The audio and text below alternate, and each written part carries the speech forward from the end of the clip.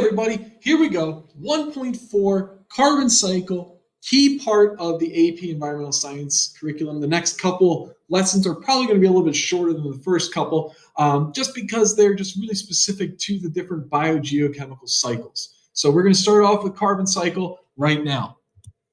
All right, the carbon cycle, again, essential content you need to know according to the College Board. The big one here, explain the steps and reservoir reactions in the carbon cycle. You'll understand what that means in a few short seconds. Now, the carbon cycle. Why is the carbon cycle important? Well, it's important to understand because this is how we cycle one of the most important elements to life around throughout the planet. If we didn't have this cycle, there would be no humans on the planet. There would be barely any life because it would have all been used up and not released. So the big thing to understand, though, with the carbon cycle is there are two major processes that occur. Photosynthesis, which is also known as carbon fixation. All right, it's just a photosynthetic form of carbon fixation. And then cellular respiration. So one is going to pull carbon dioxide out of the atmosphere and fix it into large carbon molecules like sugars, and then eventually go on to build other things. And then the other one is going to take those sugars and break it down into smaller things and release it back into the atmosphere. So we're going to kind of look at those two.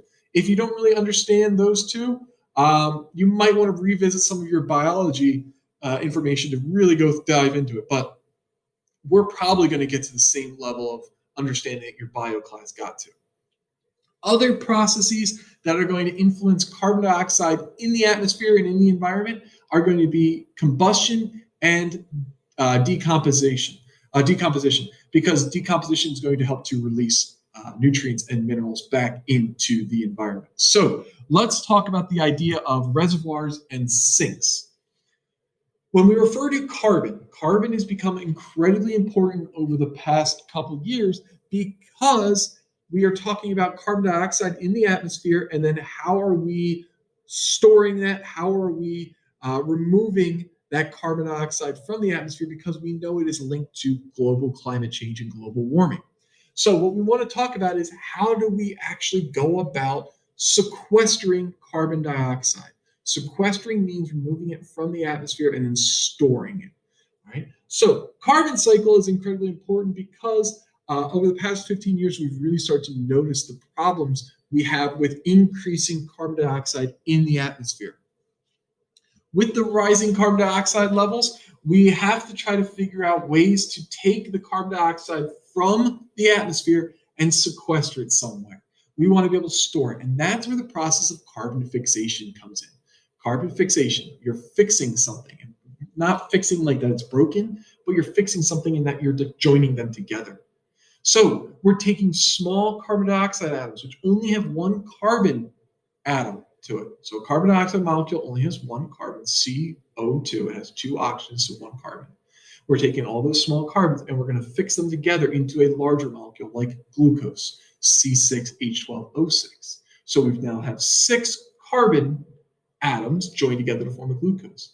And now if you're a plant, you don't just eat a bunch of sugar, you're actually going to take those sugars and you're going to form it into something maybe like cellulose for fiber.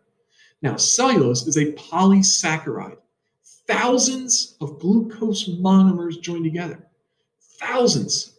So that's one cellulose molecule now might have 6,000 carbons joined together. So we talk about how do plants get so big? There's a very famous video of these guys going to Harvard on graduation day, literally handing someone an acorn and then like a slice of a tree. And they say, how does it go from this to this? And a lot of the people graduating had no idea. They don't know how. And it's kind of confusing to a lot of people. Oh, well, we probably pull it from the soil, right? Yeah. So when you dig up a tree, there's just a big hole underground? No, there's not. All that matter that makes up the bulk of trees comes from the atmosphere. It's carbon dioxide that's pulled from the atmosphere. It's fixed. It's joined together. It makes large cellulose molecules. And then trees are made of millions, if not trillions, of cellulose molecules forming just their cell wall alone. And then they talk about the starches that are also thousands of carbons big. All of these things combine together. So it's incredibly important for us to keep trees growing on the planet because they're going to help to sequester, but not just trees. All flora will go and sequester carbon dioxide. Now, when we talk about not just sequestering the carbon dioxide, but where do we actually store it? We have two different things. We have a reservoir and we have a sink. A reservoir is that it's going to be stored and it remains roughly in that proportion. So like the amount of carbon dioxide in the ocean is the reservoir.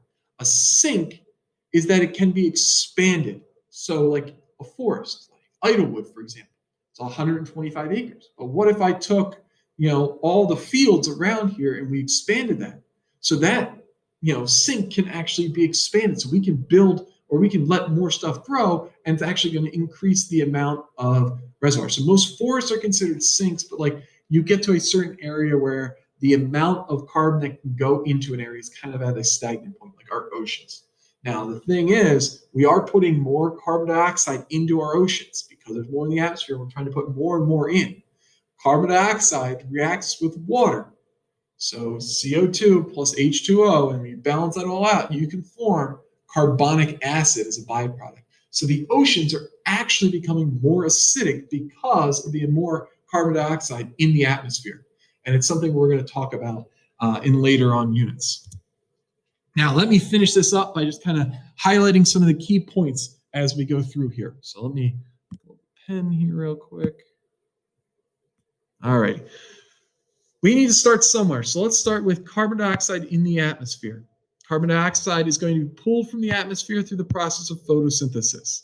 While it can go through photosynthesis into plants, it can also go into phytoplankton. Remember, we learned that phytoplankton are the basis of the aquatic food chain. We learned that in 1.3 aquatic biomes.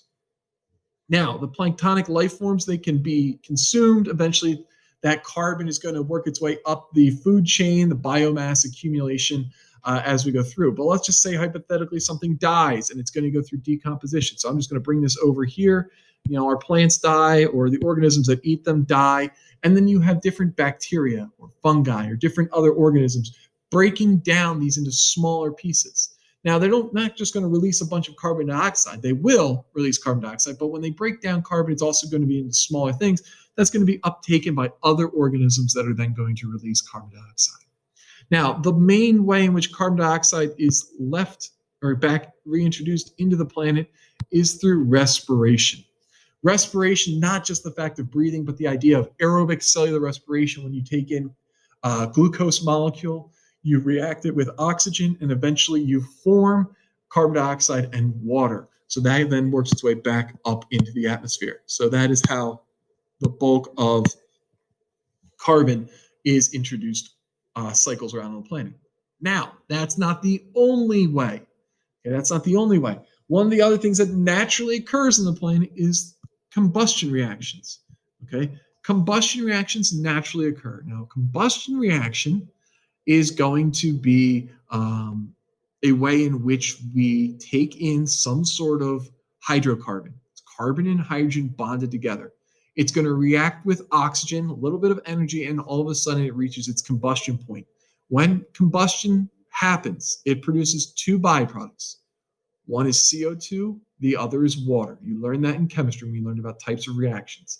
So any type of burning or combustion is going to produce carbon dioxide, except for the combustion of hydrogen gas. Hydrogen gas just produces water vapor, so that's why it's a potential future fuel in the long distance. But combustion, meaning natural forest fires, yes, that's going to release carbon dioxide.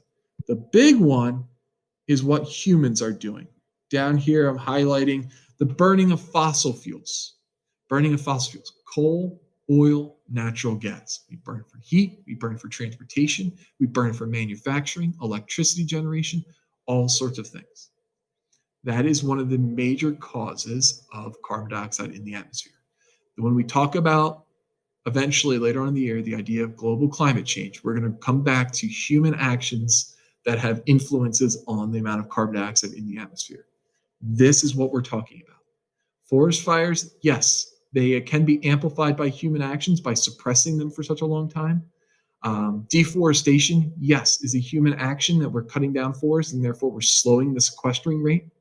But burning of fossil fuels is the number one human action that is leading to global climate change. It's something we want to address.